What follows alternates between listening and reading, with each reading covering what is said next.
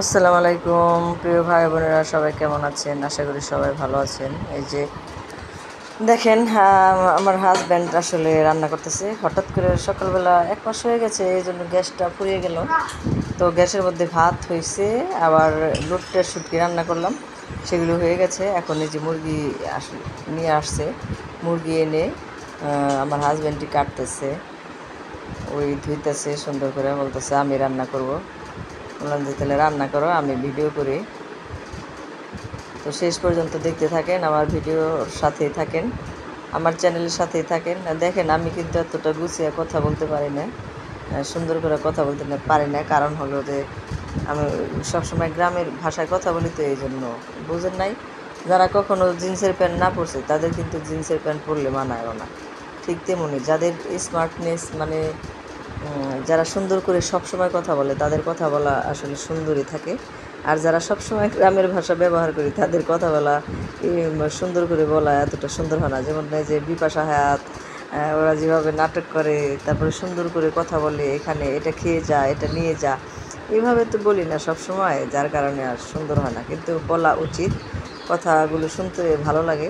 আবার গ্রামের ভাষাও ভালোই লাগে, মজা লাগে, কিন্তু আমাদের টাঙ্গাইলের ভাষায় বলি, এইভাবে বলতে থাকি।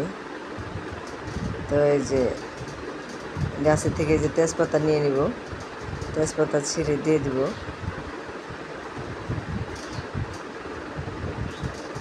দিয়ে দিলাম তেজপাতা, সব কিছু দিয়ে মাখিয়ে বসিয়ে দিব।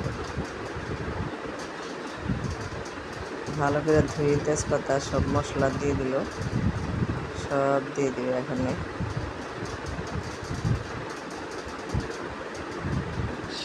পরোটা ভাজছি, শাহি পরোটা নিয়ে আসছি, বাচ্চারা পরোটা খায় এই জন্য নিয়ে আসছে।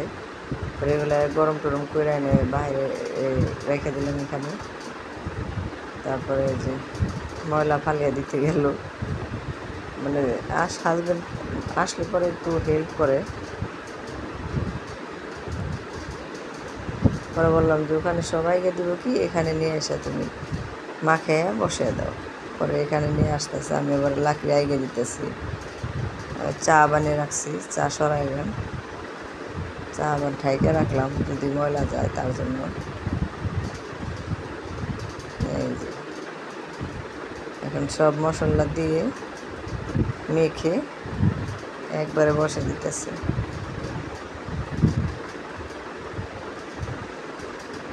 কষিয়ে একবারে ঝোল দিয়ে দিবি।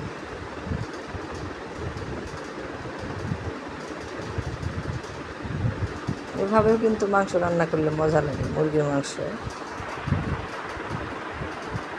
আমি বেশিরভাগ আসলে এই পেঁয়াজ টিয়াজ মশলা কষিয়ে রান্না করি, ভিডিওতে দেখবেন।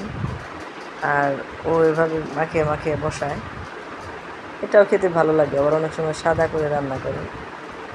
আমি তেল দিয়ে দিলাম, তেল ঠিক মতো না হলে কিন্তু মজা লাগে না। সেই সবাই ভালো থাকবেন। আসসালামু আলাইকুম।